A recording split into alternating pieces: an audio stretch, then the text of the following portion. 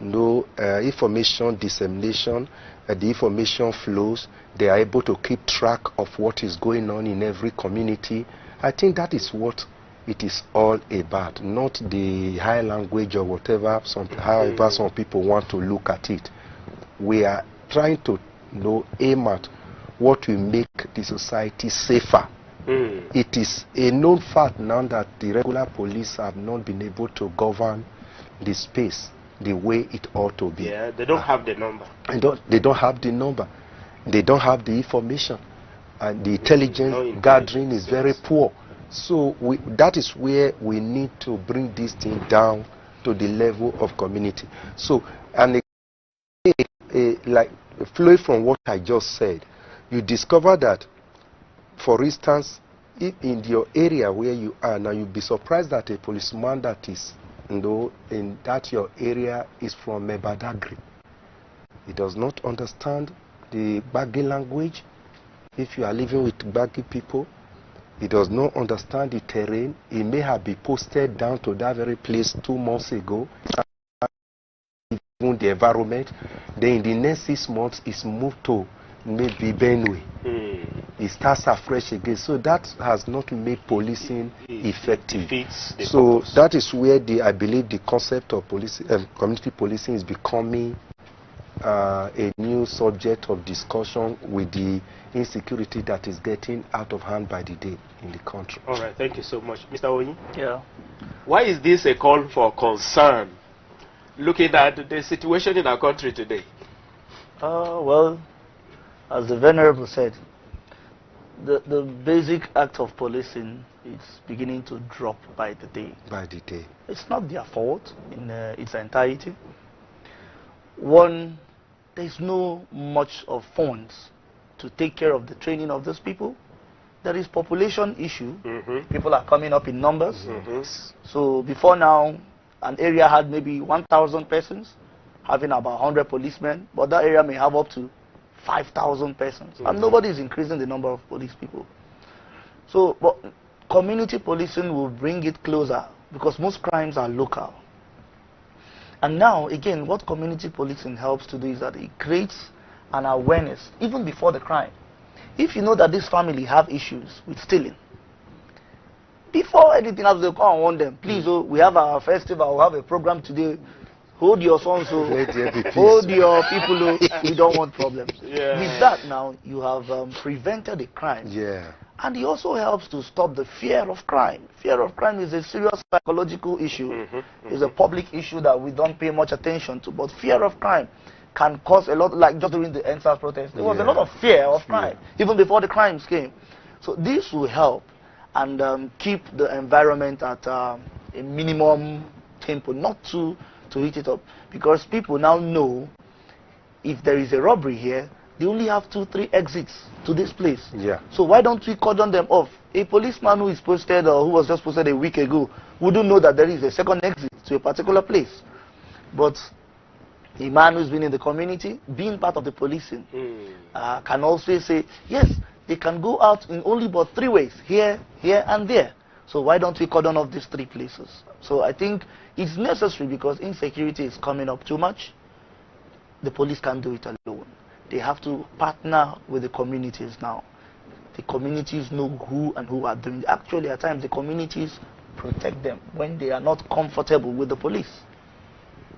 But with community policing, the intelligence matters. The local intelligence. Look, man, these guys can't come from other than these places. So why don't we check them here, here, and here? So it's needed more than ever now. It is needed. It's been in existence, but they need to bring it up, make it a legal thing, train them even. They need training to understand how it works.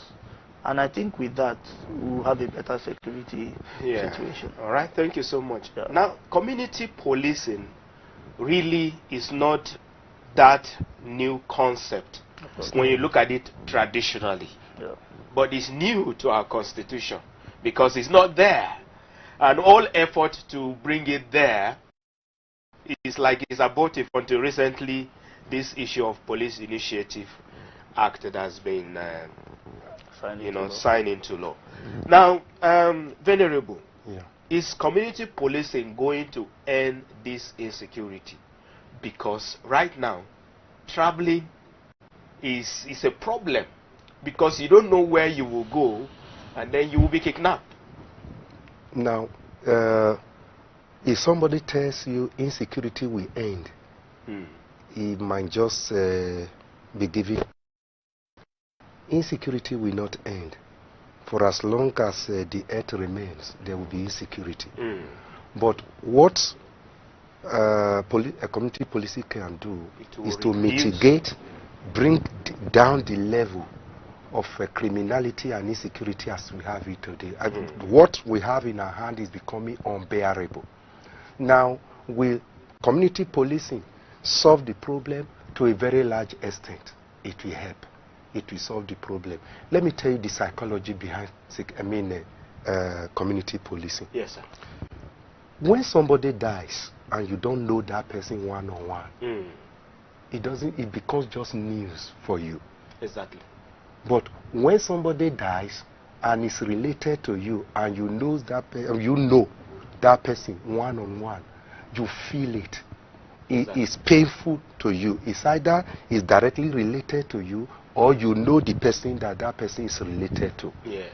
So, to that extent, if criminality is happening in your own community, it has a way of affecting you psychologically, has a way of motivating you to want to do something to prevent it, to stop it if it is possible for you to stop. So that is where community policing is very, very important. You wouldn't want a situation whereby the family next to you, whom you know very well, somebody comes there in the night and slaughter them. And your brothers, your relations are going to the burial ground, going and coming on a daily basis. If you are a policeman in that community, you want to take, firm stand and see what you can do about it. So that psychology is there. So on the other way around, like in my community, even though I've been away from home now for over 30, 35 years, do you know that if I close my eyes, the picture of the whole terrain, all the bush parts, the exit routes, where criminals can easily hide, if there is kidnapping, where they can easily take the person, all the picture is still on my head after 30 years of living that place. But that is where I grew up. So that will help to a very large extent to make sure that the place your environment is properly secured, is properly policed. And not only that, you will know the people in that environment. For instance, when I was living in Wuse Zone 5, I don't know whether it was the concept of a community policing that was already coming up in the mind of traffic wardens. I lived in Wuse for about 5 years. The same traffic warder that was standing in that Douala Street, it was the same. I mean, I think up to today, it's still the same person staying there. In fact, there was one day I was passing, he said, Oga, the other car that passed I thought you were inside. Is he your driver? Because the person driving it was me. Inside me, I said, Jesus, this man, I've known all my cars now. He knows my driver and all that. So that is the concept. That if people if I don't want to use the word aliens, if strangers suddenly comes into the community, if a police officer that has been in that environment for some time will be able to identify such person to say, who are you? What are you doing in this environment? I think that is where it will help. And maybe lastly, I don't know whether in the course of the discussion whether there will be opportunity to distinguish between community policing and state police. State police, to me, they are two different things. Community policing may be talking about getting the community involved and getting police officers from that environment to serve in that environment, but it's still one police having one chain of command coming from Abuja down to all other part of the country. I want to say that if a state police is different from that, State police is kind of talking about a command that is ending at within the state level. Within the state level, so that the chain you pass through before you get instruction will not be too long. So that is the two different. So if a community policing is situated within a state policing system, I tell you to be very, very effective. So what that means is that there will be need for a state police. There will be need for a state decentralization. Decentralization of police. Yes. Thereby the communities will be able to liaise with them, and then they will work together easily for effectiveness. And the chief security man in the state, which is the governor, we have some measure of authority to give a command. Right now, they are just chief security by name. By name. And not by anything. Yeah. Now, Mr. Onyi, do you think that what happened in the recent time, if there was community policing, it would have prevented these things? Yes, some in of fact, them. this is not the first time now. Okay. We have had Chibok, we have had Dapchi, and now we are having Kankara. If there was community policing, will it have stopped this, prevented this kidnapping? Okay, well, in fairness, because when you talk about crimes, there are levels to crime. Yeah. You can't come with a den gun and you're fighting a man who is moving on an AK. Multi-purpose machine gun. Do you understand? You can't come with a sidearm and you're fighting someone with an assault rifle. There are two different things. But now, imagine that there was a system, if not for anything, that they had a communication, a straight communication. We are noticing a straight movement. An official communication where the police is expecting a response from these people. And they are calling in, probably on their radios or something, to say, we're having an attack now. Nevertheless, we also know where they are going to go out from, because it's our community. We know that there are 3, 4, 5 exits. So we would like reinforce those places. Why we do the little that we can? With that alone, the people coming in will also be afraid. The problem is that some of these individuals who commit these crimes are not afraid. They are not afraid. Because they are not expecting anything on ground. Exactly. But if they are expecting, no matter how little, no matter what the preparation is, no matter how little it is, and you're coming and there may be a little resistance, they get careful. Or there may be a communication with a more organized police structure that can come as a form of reinforcement on that. If that happened, I don't think they would have had their way expressly the way they did. Honestly, a little resistance would have put in some caution, reinforcement coming early enough because of communication. Most times the communication gap, you know, police you can't call police and say, they are carrying 300 people. Who are you? Who are you? I'm just Mr. Okoye. They are carrying 300 people. They may not listen, or they may not be acting so fast as they would if somebody calls and says, we are working on the same thing. This is also person, police of this place. Look, we're having an attack. We need reinforcement. It becomes an official communication. And they take it seriously, because they could be probed after to find out why you didn't respond. Exactly. All right, thank you so much. Now, Venerable, should that be community policing? How should they operate? And who should they report to? Because we need to begin to make these things clear. Community policing should have been there like day before yesterday. Now, as my brother was talking, what was coming to my mind, because we might be thinking of the model of operation. Like as I said before, in the traditional community, every community had its own kind of little structure, no matter how little, on how they police themselves.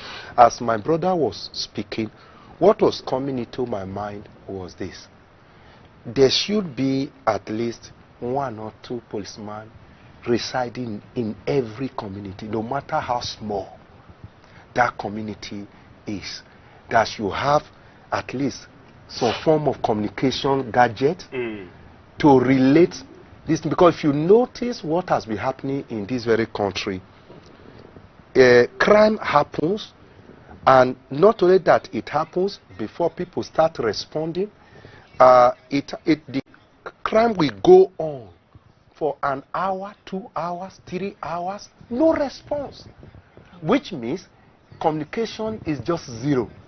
But if there's, like as I was saying, if there's a police officer who is working together with other policemen and is in that very place and can easily run up a communication. Run up a communication with them and say something is happening here, maybe there will be a quicker response than I watched something in the social media not too long ago, very close to that, during that NSAS something, maybe it was a fallout of the NSAS, I wouldn't know, where a man and his wife was just crying. They were running Facebook Live, say, come to our aid, come to our aid.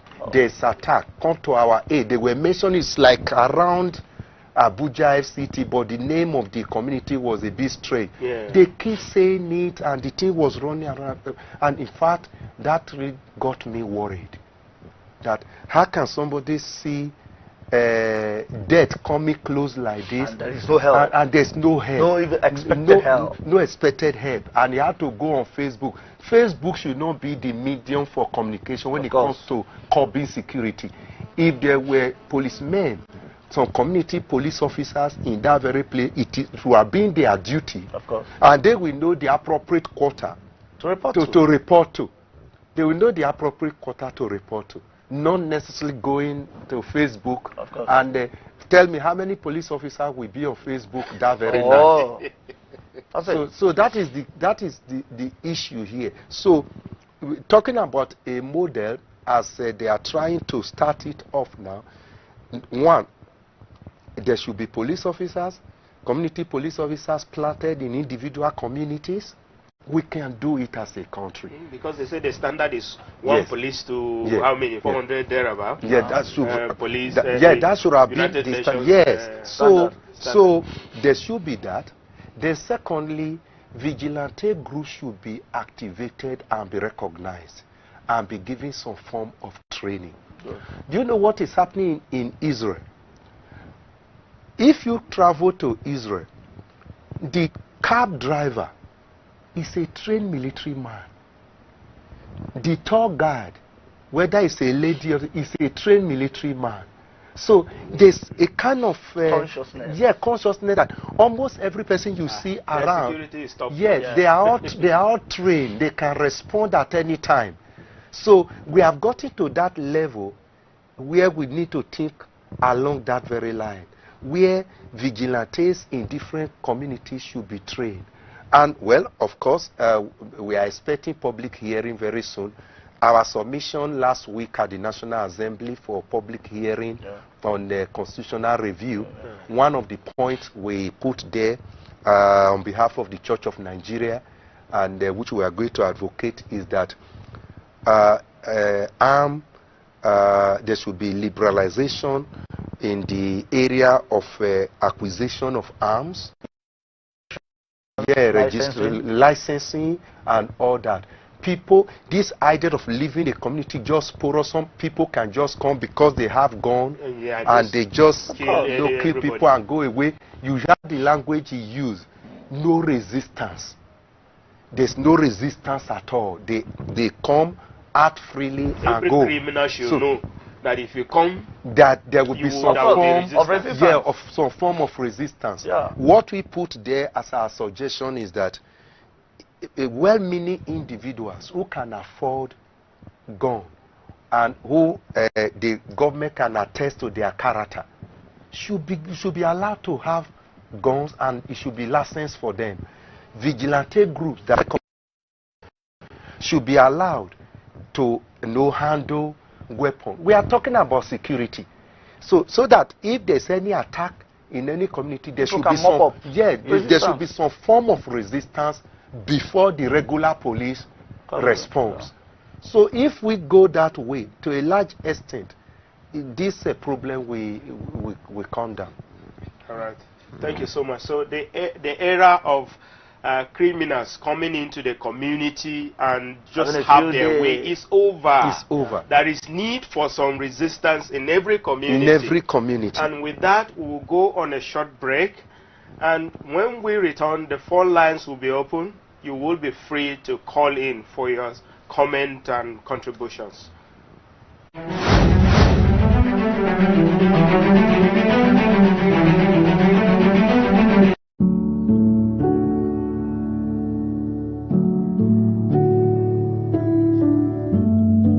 We felt that defense may be national, security is local. Every village, every individual wants to feel a sense of security. So you cannot sit in Abuja and ensure the security of somebody thousands of kilometers away. So police, community policing makes a lot of sense.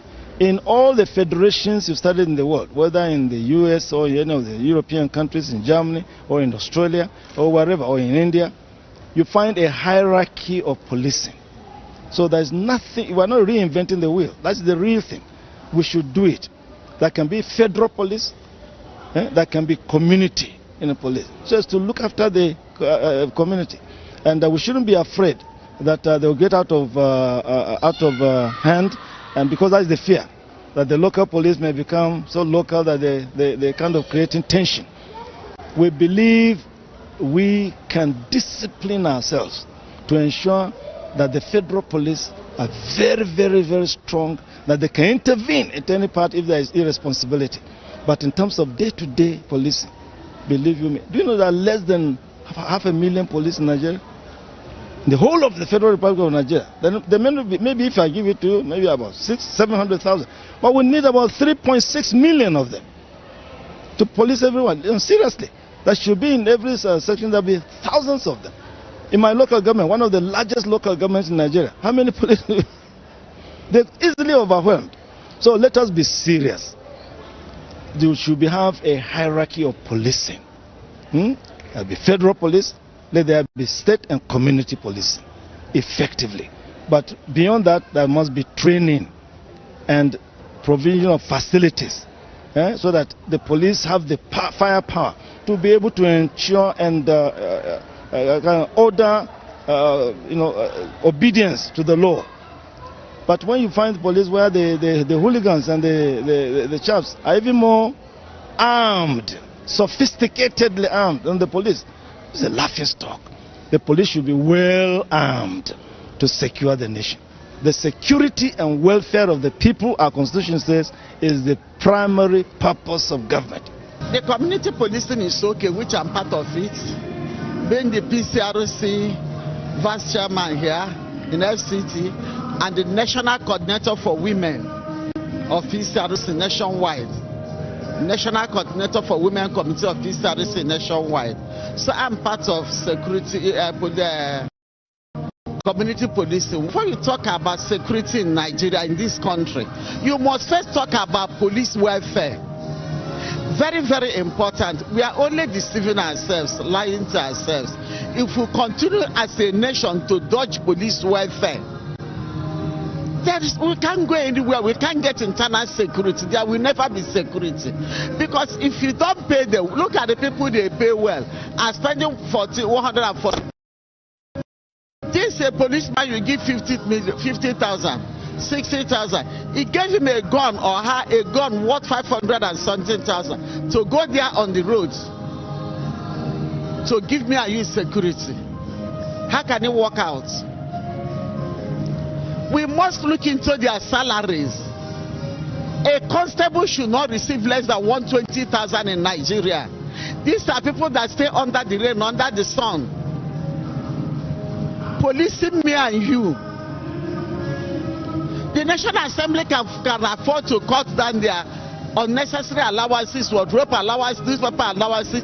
The government can cut off their salaries. A governor will have 20, 30 PAs, SAs. What are we doing with all those? A president dissenting, minister dissenting. They can cut all this waste down, and we use this money to pay our police well, give them better condition of service, look into the welfare of their families. Go to the barracks and see the deplorable manner in which police stay, and you expect that man to give you security. What stops him from being corrupt? A policeman is a Nigerian first and foremost. A Nigerian. A policeman, a policewoman, first and foremost, are Nigerians. So what runs in my blood as a Nigerian run in their blood? greed, selfishness, everything. So you must, even when you have a gate man in your house, he didn't pay him well. He didn't give him food when you are eating. He did not take care of him. He will organize kidnappers to come and kidnap you and your family. You have a driver. You said, I pay him salary. He can feed himself. When you go out with him, from morning till night, you can't give him money to go and eat. My drivers, when I stop anywhere, if we go out and I enter a restaurant to eat, occasionally, they must enter the same restaurant and eat. I pay the bill. When you don't treat them well, they will organize kidnappers, getting where those kidnappers are waiting for you. They will park their car and say something is wrong. They will come out and carry you.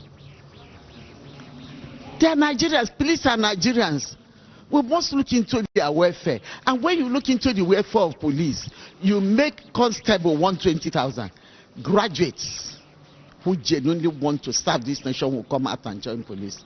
Police force recruitment will stop being a dumping ground. Criminals goes there to join police, say, I know how to make my way. And when they get there, they make their way. I work with police. Among police, there are sincere Nigerians still suffering, managing their salary and serving this nation in sincerity. They are more.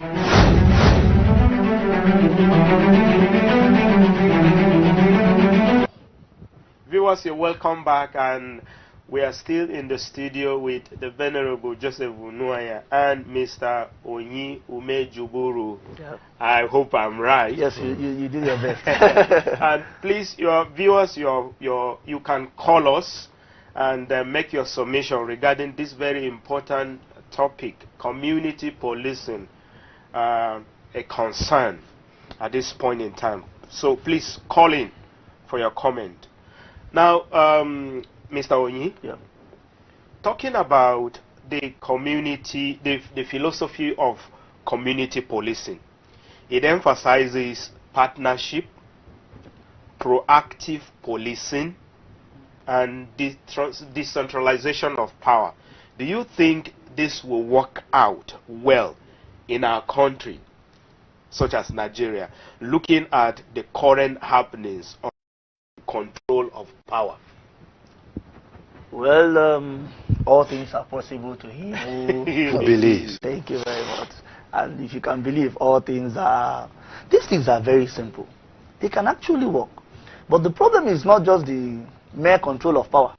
When you control the power, you control the finances. That's where their interest is, money. They are not being professional. So everybody wants to sit and control the funds. Go here, so money will go here, which is not the core issue of the job of policing. But if we are serious, what is the big deal? Hey, my friend, so percent goes here. Strictly, so percent goes here. It's not a big deal. They are not expecting to be paid millions in the community. No. Some of them never had a job. So many don't even need to resign where they are to come and work. Is there an opportunity? They are willing to serve. And it's an honor to serve your people in that respect, because when they start working, you find out they will be the one saving families, saving situations, crime scenes. They'll always be available. So it can actually work if we are serious enough. If we are serious, they can decentralize those things, divide these things. So amount should go here, while this goes here. Actually, is it a bulk of work for one person to control the whole police in the country? Exactly. It's a whole lot of work. Exactly. How can you have about active 36 commissioners reporting to, no, it's too much. State commissioners, no, it's too much. Why don't you give it out? You man here, let's have reports from you. Order from the whole 36 states of the federation is too much for one person. So there's something happening in a state, and they are waiting for you. The governor cannot give any. All right, okay. We have a caller on the line. Ebuka, please speak up. All right, sir. Good morning, sir. Good morning. Yeah, the topic under discussion this morning is a very paramount issue. Yeah, because I believe community policing is very important to the community, because right from its orientation in the early 1800s, The policing of within the community is the best because people already know their problem more than an outsider who is going to come in. Because actually, it has been in place since 1829 or thereabouts, and it was in the early 20th century that it was renamed community policing. There are various methods whereby policing in the community can help in eradicating crimes and every other things. In some of the reasons is that me as a member of a community, I know every look and corner of the community. I know how to go about the community. If somebody who is an outsider comes into the community, I will know him. Because the first physical appearance or the way the person's body language, I will know that this person is just coming in for the first time. I would know that, yeah, this person could be a criminal or could have a mindset to do carry out criminal activities in the community. So, making community policing legal in Nigeria will help us eradicate some of these issues we are going into. All right, thank you so much. Making community policing legal, it will help us to eradicate all these crimes that we have. Thank you. Now, before his call, we're still making a comment. Yeah. What I was saying was that it's possible. It's not a big deal. Just drop a strategic plan for this. Test run it for the first 6 months, because you always have policy time to adjust.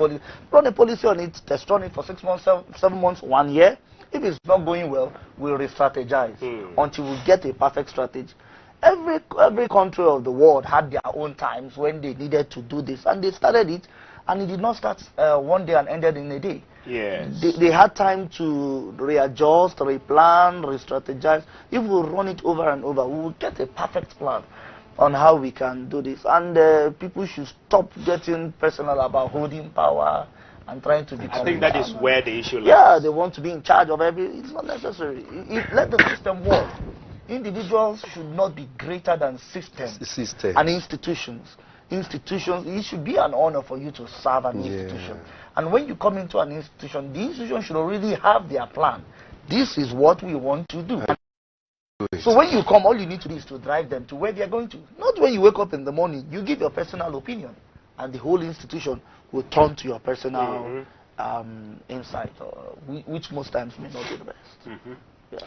All right, thank you so much. Now, Venerable, a lot of persons have suggested that since we have vigilante in some areas and civilian joint task force in some areas, it would be advisable that the government should recruit them into community policing unit instead of calling for fresh recruitment from the general public. What do you think? Will this work? Will this help? Because I also learned that this civilian JTF are doing very, very well in Borno, but it's just that they don't have the arms to be able to confront the Boko Haram with superior arms. That if they have arms, they know the terrain. Of course. They know how to go about it. Do you think it would be a good idea? It would be a good idea. That is why I said one of our suggestions is that arms should be, vigilante groups should be properly trained, and they should be allowed to bear arms. Arms should be licensed for these very people. You know, warfare, laying ambush is a strategic way of disarming the enemy. Exactly. And if we go the way of community policing, and they are allowed to bear arms, like all those names you are mentioning, is it the Amatekun in the west, the civilian JTF in the north, and all that. You see, if they are allowed to bear arms and they are properly trained, emphasis on training, they are properly trained so that they cannot abuse the privilege along the line. Why not? It will work. In my area, there's a parable that the charm for disappearing works better in an environment that you know. So that you don't disappear and get yourself inside it. So in this Episcopal house, if I ask this man and now say, let's meet at the gate, he might be surprised. He will find me at the gate. If I say I might disappear to this place, because I know the environment. I know where to pass that will be faster. So if he comes into this very environment to come and attack and take people like what has just happened in a casino now, I know where to follow to go and ambush him in the first. So that is where the concept of community policing comes in. But the problem we have is the political will to do things in Nigeria. We talk about these things, but the thing ends up like that. Of course, we're not serious about that. Yes, like the people, the authority at the center don't have the political will to even execute anything, to really find lasting solution to these things. Now, who says community policing will not work? Do you remember the issue of Anambra and the issue of Bakassi boys? Yeah. There were policemen there on ground, but the thing has already gotten beyond the power of the police, the insecurity in Anambra. Exactly. That you dare not hold a paper bag on your hand. They'll cut off your hand. They'll cut off your hand. Even if it is not money, they suspect that, they shoot you down and carry you don't go to the bank and come out with anything. No, it was as bad as that.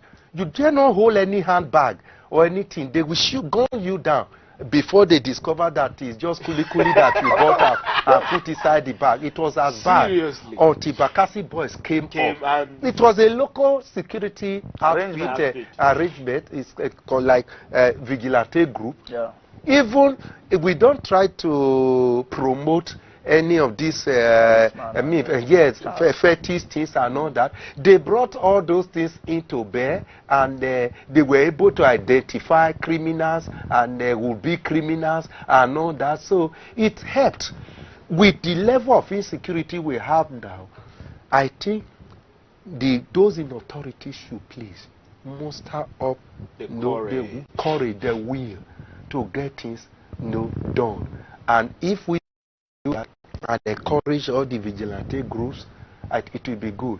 There's no point pushing the ones already there away and looking for new one. Bring them, all these people in. Train them so that everyone will be on the same level. Have the same level of training. If they are not enough, then get more volunteers, recruit more. Of course. That is what I believe. Let them recruit more. And outside that, emphasis on individuals, reputable individuals in the community that have good standing, good records, and all that, and can afford guns, firearms, it's even sophisticated ones. They should be allowed to have it. They should be allowed to have it. So that if in your community there are up to 3 persons that have all these assaulted rifle, also that will be a strong support. No to government. No to you. See, where this will help is that if I have a gun, maybe 3 of us are living in one community. Of course. I'm in one street, you are on the other street, this man is on the other street, and we are known to government. We are not criminals. We know that I can never go into crime. I can never rent my gun out to criminal. If you do those background check on me and all that, and you license that gun for me, do you know where it will help policing? When we will be there as the eye of government. It's like all these people that what they call them road safety marshal, all those volunteers. They are doing the job. Special marshal. You are not paying them. Of course. If they are doing the job. They are doing the job. They are trained. Yes. Trained. Yes. And they are doing it very well. I can link up in communication with the 2 of you in the same community, so that if anything is happening, I can alert you. You come out with yours, I come out with mine. We are able to repel. Put up resistance. Put up resistance. Nobody wants to die. And at the end of the day, government is not going to pay any kobo to us. Yeah, it will be a volunteer service. Exactly. So we have to think practically on how to. We can't just go on like this. Now we have already got it to the stage now where no one is safe. Whether you are a government official, whether you are even a police officer, whether you are a the other they tried to go and rescue people that were kidnapped. So this is the time for action. Yeah. Thank you so much. Now, Mr. Oyin, let me come to you. You know that in this country, citizens don't trust police. Of course. Yeah. And the reason being that you have any intelligence now, and you take it to police, you become the number one suspect. Of course. Sit down behind the counter. Yes. We are suspecting you. This is how criminals are doing. The way he's looking, he look like he's a criminal. And you are very, very innocent. You only wanted to tell them what is happening. So people don't trust police. Now, do you think the emergence of community policing and the police force will be able to regain back the trust of the people? What should they do to be able to get the trust of the people? And then they will tell you that police is my friend, and then you get close to him, you will not like yourself. The truth is that the people didn't just start or didn't just stop trusting. So people just responded. Before now, it was a noble thing to be called a police officer. People will like you. Yeah. These days, when you ask a child, what do you want to be? He says, I want to be a police. Shut up, don't say that. Look for something else. My father have told me that if you say you want to be a police, -1. You see, so it's not really our fault that we stopped trusting them. You know, they started giving us that. Nevertheless, with community policing, I think the corruption won't be so deep like it is in the secular police, because it will be a community-based thing. Any day you become corrupt, the whole community will gather. I say, this man that was good is no longer good. Yes. Police, come and remove him. We no longer trust him. Do you understand? So even you as a community police officer, you will be responsible. You wouldn't want to be thrown out because of your, your discrepancy in actions, So I'm not promising that people will go and trust police again. It may be hard. The police need to redeem their image. Exactly. We didn't destroy the image for them. They did themselves, so they should redeem it. But what will happen is that through community policing, we can actually give out intelligence. See what's happening. Then the community officers can now talk to... I should be guaranteed that when I bring any intelligence of course, to you, I will keep up. Because we've had issues where people go to give intelligence, and the next people say, oh, you went to tell them about me. About me. And you'll be like, so what is the essence? So we may not trust the police, but we trust our own community ones. It can now grow through the channel. When they redeem their image, we'll come back to trust. If I may add something on intelligence gathering, I don't really know where we went wrong as a people. Those days when we were in my village, I remember one day when my father told me, you see this very rubber typer. Don't be rubber typer, not policeman. In my community, I said, but they wear uniform. He say, yes, now police they wear uniform. Of course, intelligence. So it was in our community tapping rubber. They can send these people into communities. They are there. They rent a small apartment and living among the people. They can be doing undercover agents. Yes, the undercover agent. That's why I begin to wonder how come now Boko Haram will be planning to attack a community. And no intelligence. Yes, herdsmen will be trying to attack a community. Sometimes they will even send a letter making demands and telling them we'll be coming on so time. And on that time and yet they will come, operate freely, and go. This is why you see that people are finding it difficult to even trust the security agents. Of course. Because if all these things are happening, people are beginning to think of some form of sabotage in the system, that something is happening that is not known to every person. So we cannot close our eyes against that. If in those days, those early days, that the government, the DSS and all that can do that, why not now? Why not now?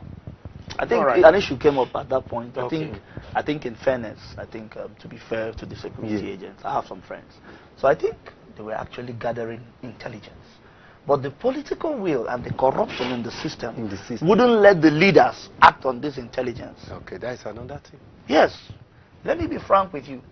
If you get a senator and kidnap him now, in 2 days, they'll bring the person back. They know what they are doing. But the political will. All right, thank you so much.